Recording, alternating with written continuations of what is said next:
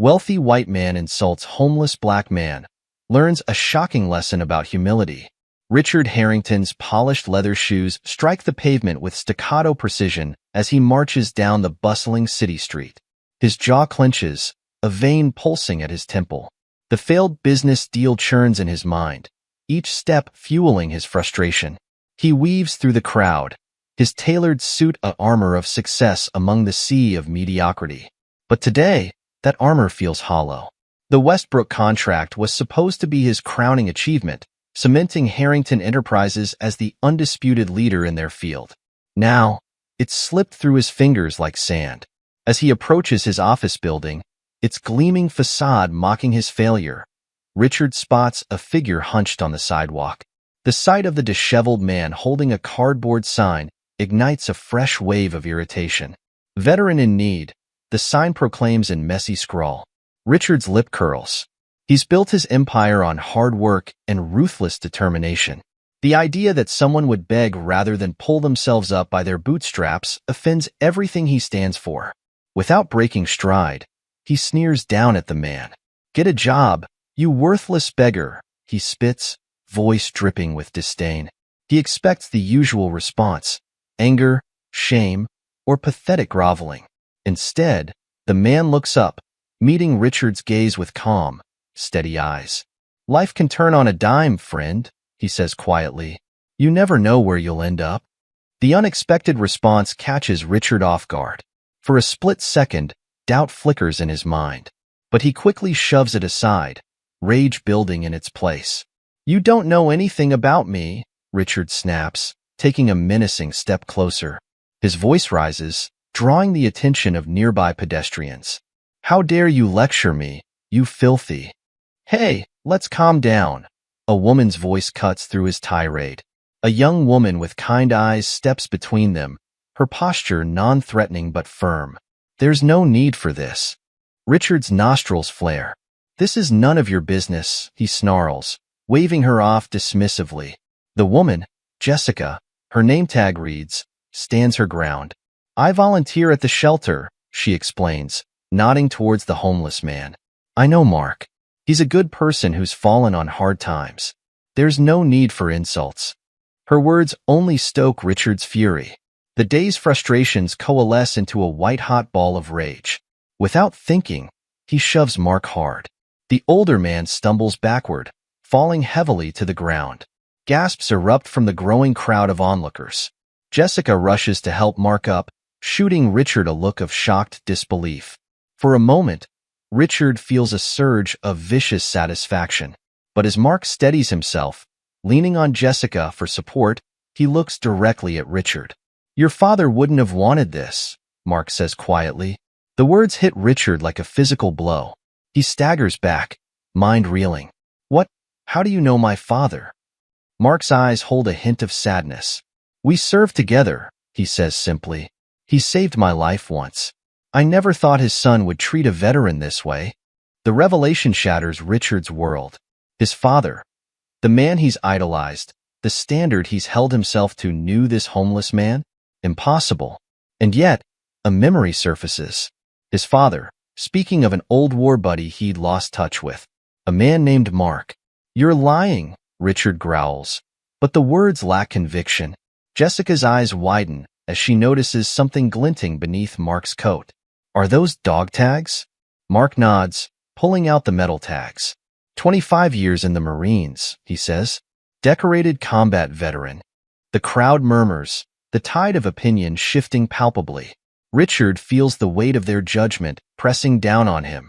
His carefully constructed image of superiority crumbles, leaving him exposed and vulnerable. Richard's heart pounds against his chest, his mind reeling from Mark's unexpected revelation.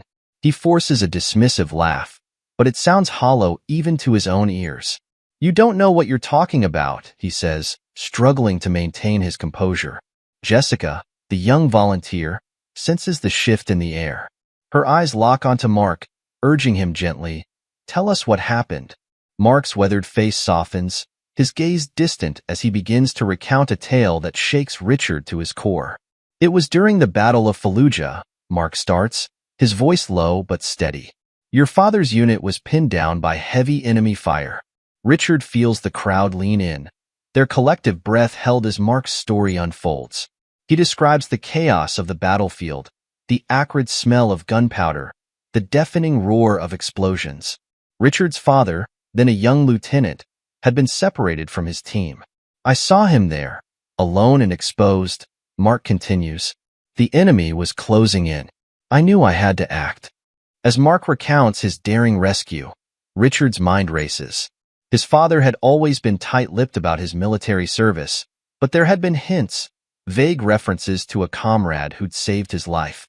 Richard had dismissed them as exaggerations, never imagining they'd come back to haunt him like this. We made it out, Mark concludes, his eyes refocusing on Richard. Your father got a Purple Heart. I got this. He taps his leg, and Richard notices for the first time the slight stiffness in Mark's gait. A cold sweat breaks out on Richard's brow. He tries to mask his unease with a stern expression, but he feels exposed, vulnerable. The crowd around them has grown, and Richard can sense their mood shifting. Sympathetic murmurs ripple through the onlookers, punctuated by disapproving glances thrown his way. Richard's entire worldview teeters on the edge of collapse. His life has been built on the bedrock of his own superiority, his wealth, his power, his unshakable rightness. But now, faced with the man who saved his father's life, a man he'd carelessly insulted and shoved to the ground, Richard feels that foundation crumbling beneath his feet.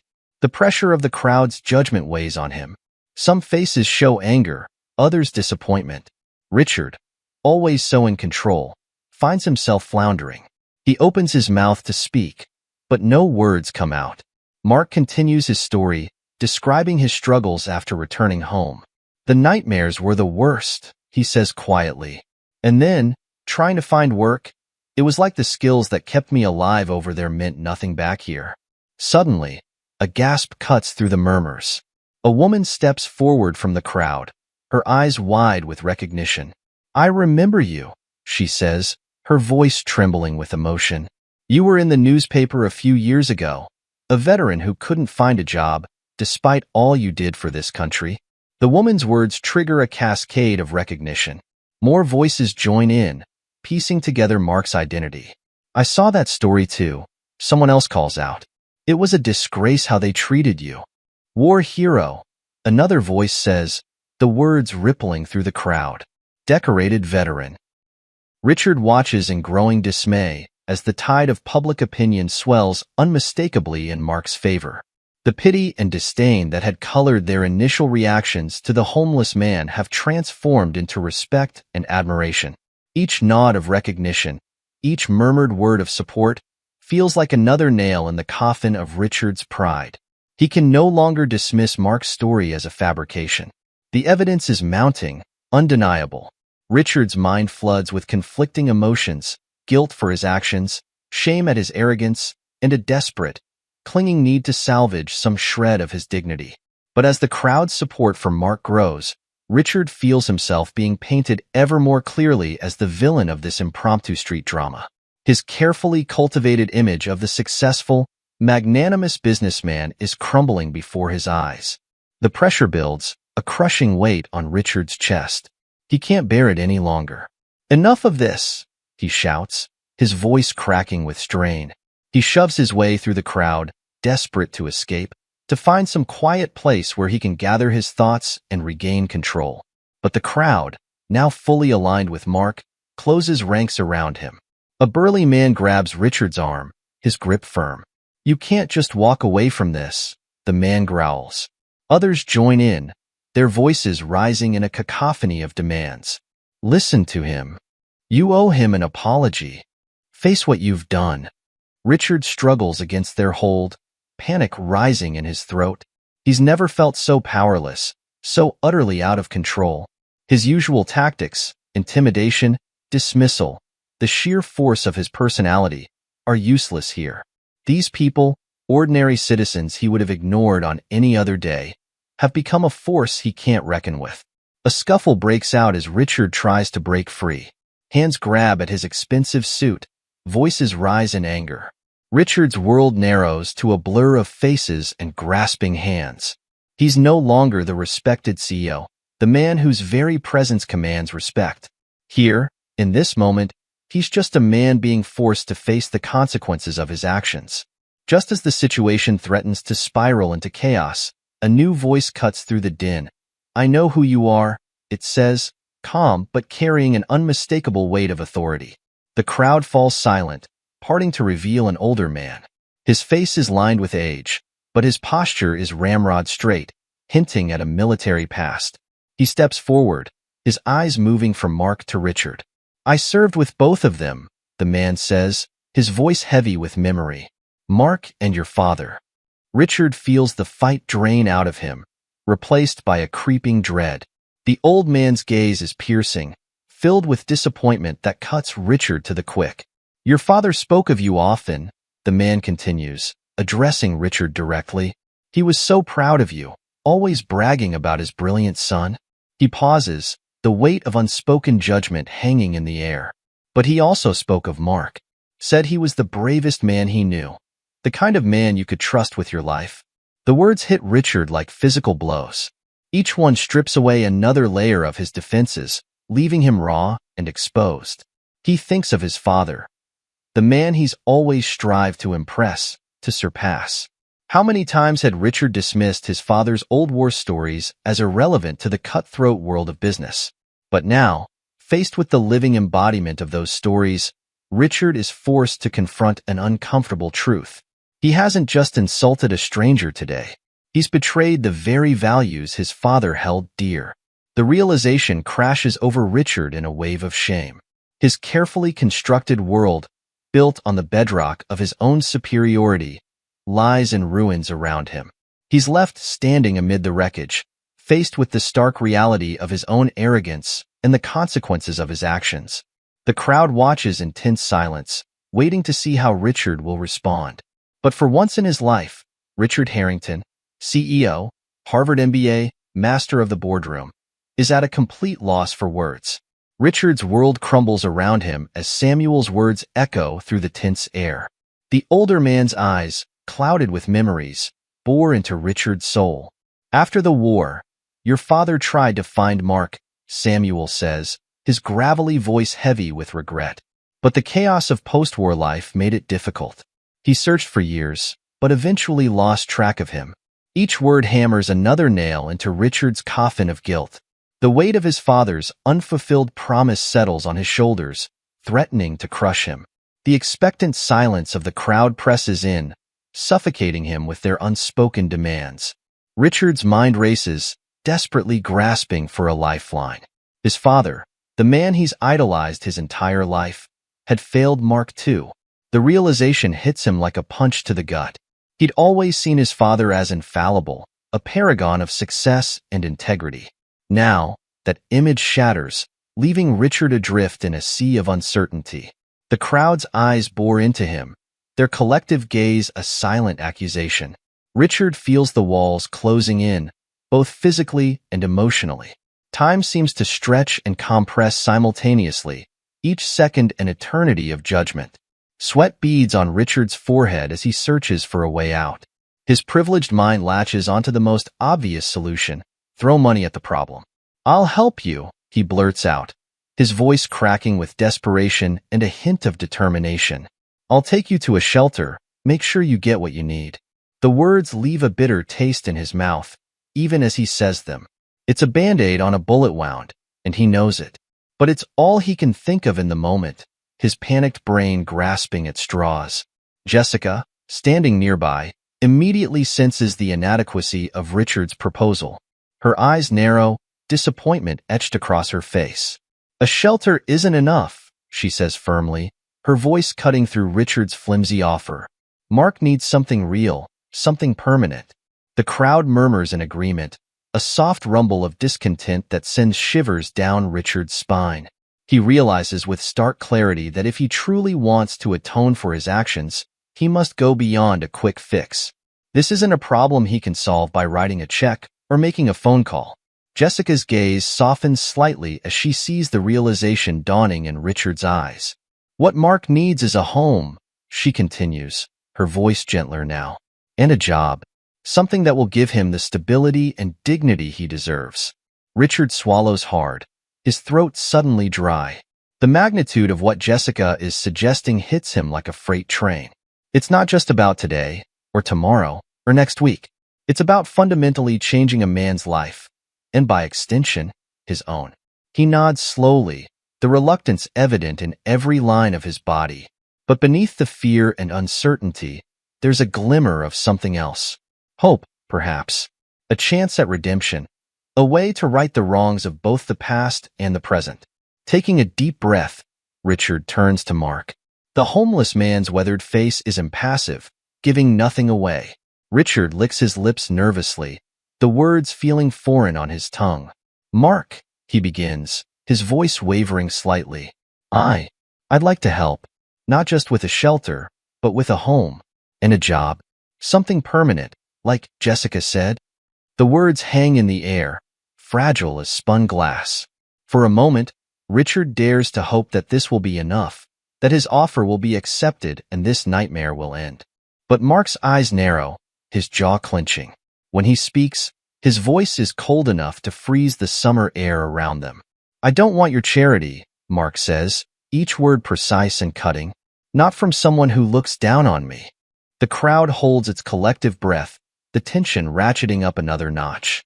Richard, taken aback by the vehemence in Mark's voice, stumbles over his words. "But I'm trying to help," he protests weakly. "I want to make things right." Mark's laugh is bitter, devoid of any real humor. "Make things right?" he repeats incredulously. "You think throwing money at me will erase what you've done? What you've said?" Richard feels his face flush with shame and frustration. He doesn't understand why Mark won't accept his help. In his world, money solves everything. But here, in this moment, he's realizing that there are some things money can't buy. "Then what do you want?" Richard demands, his own temper flaring. "I'm offering you a chance to get off the streets, to have a real life again. Why won't you take it?" Mark's eyes flash dangerously. "Because I'm not a problem for you to solve, Mr. Harrington. I'm a human being. And until you can see me as one, until you can look at me without that disgust in your eyes, your help means nothing." The words hit Richard like a physical blow. He staggers back, the truth of Mark's statement cutting through his defenses. For the first time, Richard truly sees the man standing before him, not as a homeless vagrant, not as a charity case, but as a person. A person with dignity, with pride, with a story that Richard has never bothered to consider. The realization breaks something inside Richard. The carefully constructed walls of his privileged worldview come crashing down, leaving him exposed and vulnerable. Tears spring to his eyes, unbidden and unwelcome. I'm sorry," Richard chokes out, his voice barely above a whisper. "I've been wrong. So wrong. Not just today, but for so long." The admission costs him dearly, each word dragged from the depths of his soul. But as they leave his lips, Richard feels something shift inside him. A weight lifts, replaced by a crushing sense of responsibility. The crowd watches in stunned silence as Richard Harrington, titan of industry and pillar of high society, breaks down before their eyes. It's a moment of raw humanity, stripping away the veneer of wealth and status to reveal the flawed, struggling man beneath. Just as Richard begins to believe he's making progress, finally addressing his own faults and offering sincere help, Mark delivers a final, devastating revelation. "Your father never lost track of me," Mark says quietly, but the words cut through the air like a knife. "We've been in contact all these years. He knew where I was, knew my situation, but he didn't know how to reach out to you." The crowd falls into stunned silence, and Richard's world tilts on its axis. The revelation shatters any remaining illusions he had about his relationship with his father and the values he thought they shared. Richard's mind reels, unable to process this new information. His father, the man he spent his entire life trying to emulate, to impress, has known about Mark's struggles all along and never said a word? That can't be true," Richard stammers, his voice barely audible. "My father would have told me. He would have done something." Mark's eyes soften slightly, a flicker of pity crossing his weathered features. Your father is a complicated man, Richard. He wanted to help, but he didn't know how to bridge the gap between us and your world. He was afraid of disappointing you, I think. The irony of that statement is not lost on Richard. All his life, he's been afraid of disappointing his father. And now, he learns that his father has been equally afraid of disappointing him. This revelation completely upends Richard's understanding of his own family. The emotional distance that has always existed between father and son suddenly takes on new meaning. Richard realizes that his relationship with his father, which he always considered a pillar of his identity, is far more complex and fractured than he ever imagined. The weight of this realization, coupled with the events of the day, proves too much for Richard to bear. His legs give out beneath him, and he stumbles back, barely catching himself against a nearby wall. The crowd, sensing his inner turmoil, remains silent, giving Richard the space to process the bombshell that has just been dropped. Richard's mind races as he tries to piece together the fragments of his life that have now been shattered. Images flash through his mind. His father's proud smile at his business successes, the distant look in his eyes during family dinners, the way he always seemed to be searching for something more. Richard had always attributed it to his father's drive for success.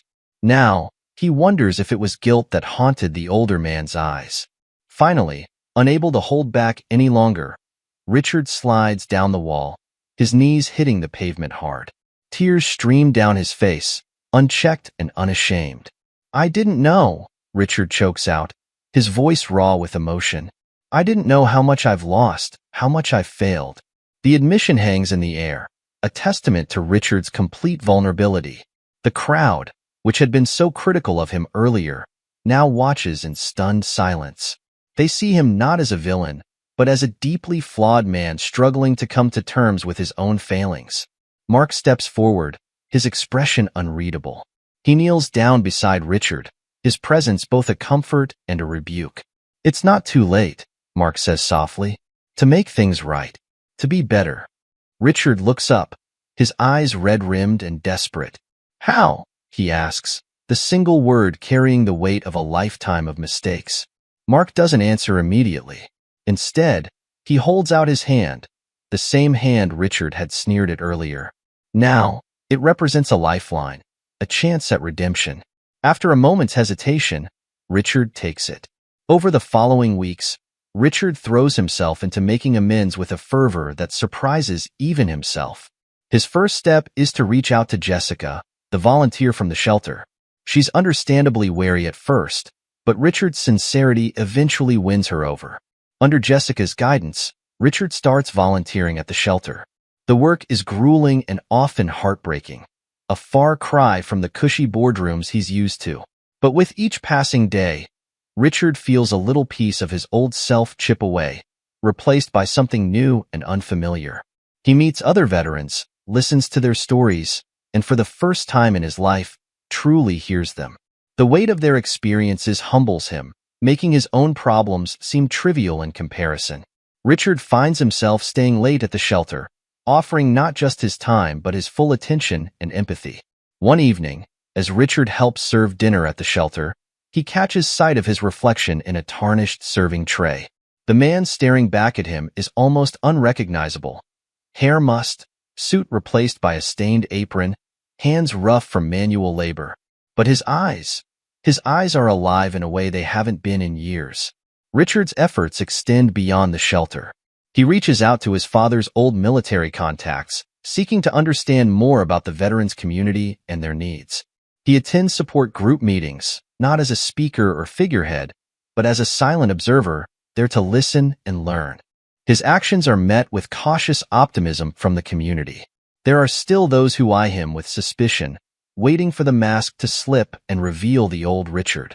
But as days turn into weeks and his commitment remains unwavering, even the skeptics begin to soften.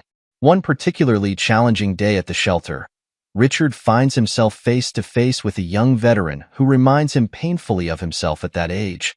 Arrogant, entitled, angry at the world. The interaction leaves Richard shaken, forcing him to confront the person he used to be. That night, he sits alone in his penthouse, surrounded by the trappings of wealth that once seemed so important. Now, they feel hollow, meaningless compared to the connections he's forged at the shelter. For the first time, Richard truly understands the emptiness of his former life. As the weeks pass, Richard's reputation slowly begins to rebuild. Not as a wealthy businessman or powerful CEO, but as someone who genuinely cares and is willing to put in the work to make a difference. It's a different kind of respect than he's used to, but he finds it infinitely more satisfying. One quiet afternoon, as Richard is helping Jessica sort through donations at the shelter, she pulls him aside. Her expression is serious, and Richard feels a flicker of anxiety. Has he done something wrong? Is his presence no longer welcome? Richard, Jessica begins, her voice low. There's something you need to know. Richard braces himself, expecting the worst, but nothing could have prepared him for what comes next. Mark was aware of who you were from the start, Jessica reveals. He and your father, they planned this encounter. It was meant to be a lesson. The words hit Richard like a physical blow. He stumbles back, gripping the edge of a nearby table for support. What? He manages to choke out. Jessica's eyes are sympathetic but firm. Mark knew exactly who you were and what you represented. This whole situation, it was a test. A way to force you to confront your own behavior and beliefs. Richard's mind reels. Every interaction, every word exchanged with Mark takes on new meaning. He'd thought he was in control, that his journey of redemption was his own choice. But all along, he'd been a pawn in a larger game. Why? Richard asks, his voice barely above a whisper. Why go to such lengths? Jessica's expression softens. Because your father saw what you were becoming, Richard. He saw how far you'd strayed from the values he tried to instill in you. This was his way of trying to reach you, to show you what really matters in life. The revelation leaves Richard speechless. He thinks back to his father, to the strained relationship they've had in recent years.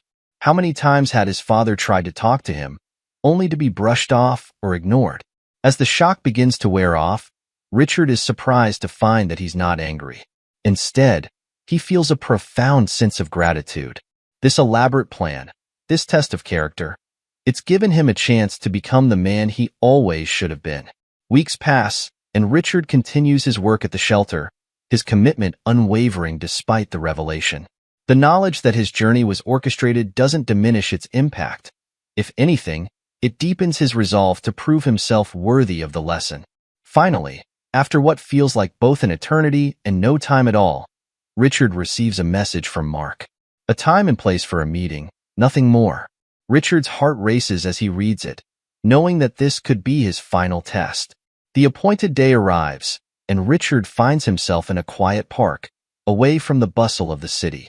Mark is already there, seated on a bench, his posture relaxed but alert. As Richard approaches, he feels the weight of the past weeks, of every choice that has led him to this moment. Mr. Harrington, Mark greets him, his voice neutral. Please, Richard says, call me Richard. Mark nods, gesturing for Richard to sit. For a moment, they sit in silence, the tension between them now replaced by a newfound understanding. I know about the plan, Richard says finally. About you and my father. Mark doesn't seem surprised. He simply nods, his eyes never leaving Richard's face. And how do you feel about that? He asks. Richard takes a deep breath, considering his answer carefully. Grateful, he says finally. I was lost, Mark. So lost in my own ego and self-importance that I couldn't see what I was becoming.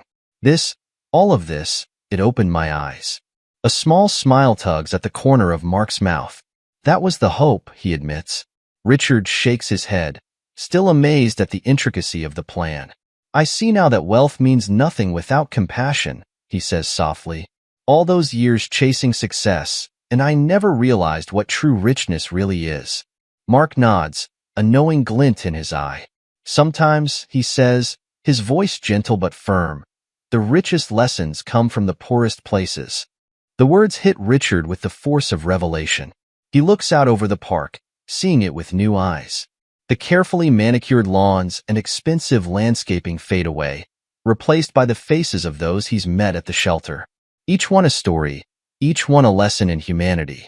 Thank you, Richard says, turning back to Mark, for not giving up on me, for giving me the chance to learn this lesson." Mark's smile widened slightly. "The lesson was always there, Richard. You just needed to be ready to learn it."